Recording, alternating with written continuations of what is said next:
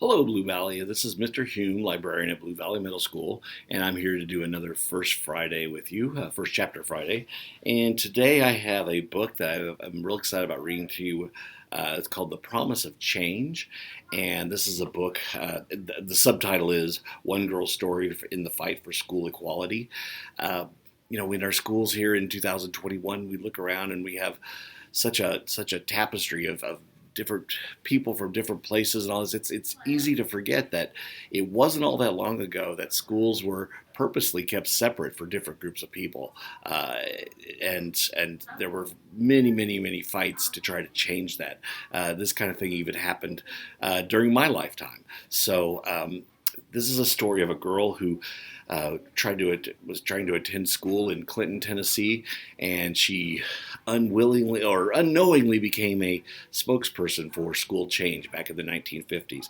Another reason I selected this book is, once again, it's National Poetry Month, and this is another book that is written in verse, and I find this kind of interesting. So I'm not going to be reading a chapter necessarily, as I am a couple selections from the book. So I'm also going to include the introduction as a little bit of background. So, introduction. The U.S. Constitution says that all American citizens are guaranteed equal protection of the laws. For years, though, the laws of many states required black children and white children to go to separate schools. In southern states especially, where racist traditions had deep roots in centuries of black slavery that endured until the end of the Civil War, many whites could not abide the thought of their children attending school with black children. Lawmakers who were uniformly white would not spend public monies to create good schools for black children, so African American students were forced to attend schools with inferior buildings, supplies, books, and facilities. This type of racial segregation and discrimination in education, required and enforced by state law, was the norm well into the 20th century. Despite the Constitution's equal protection guarantee, the U.S. Supreme Court found no constitutional defect in segregation. To the contrary, in 1896, in the case of Plessy versus Ferguson, the court said that facilities that were racially separate could be considered equal, or at least equal enough.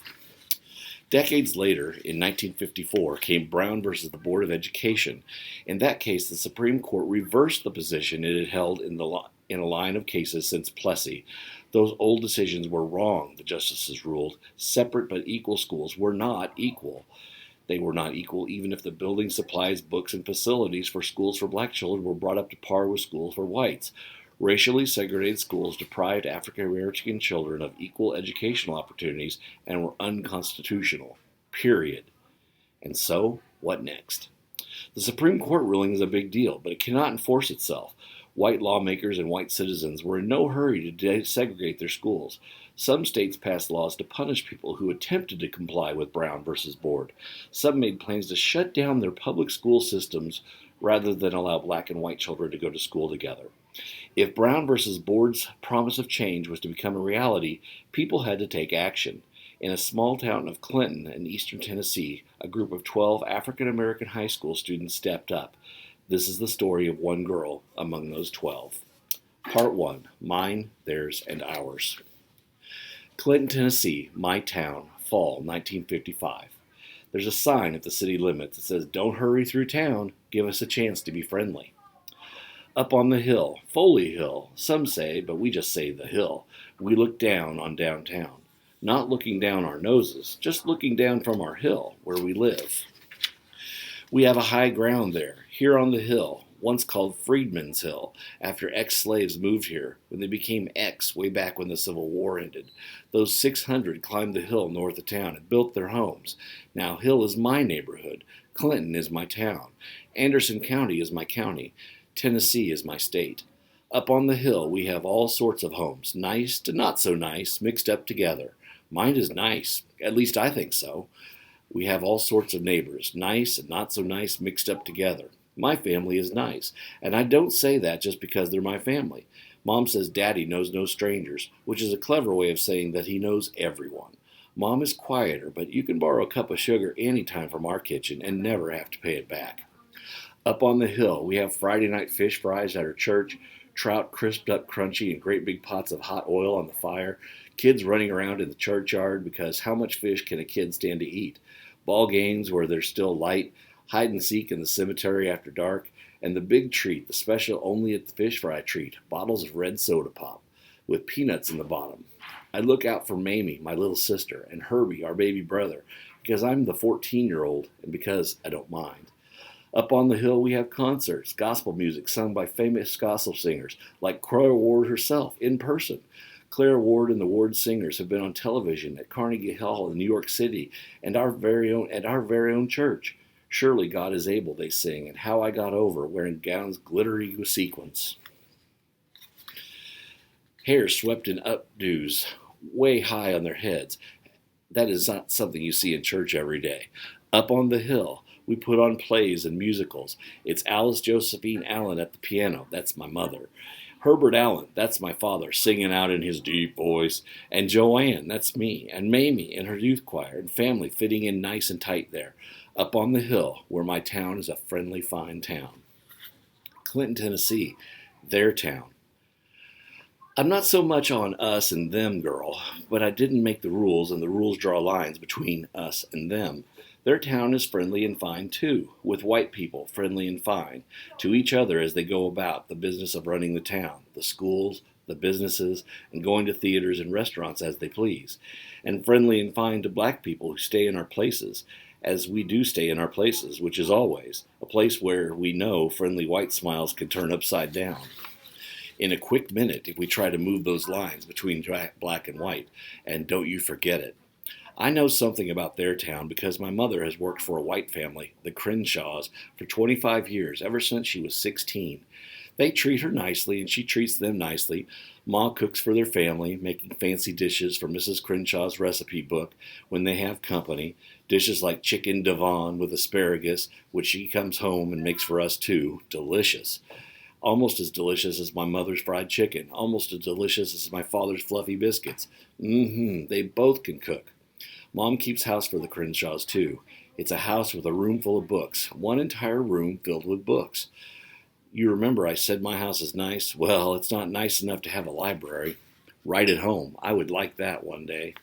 I used to sit in the Crenshaw's library and read when I was a little girl, and my mother brought me with her to her job.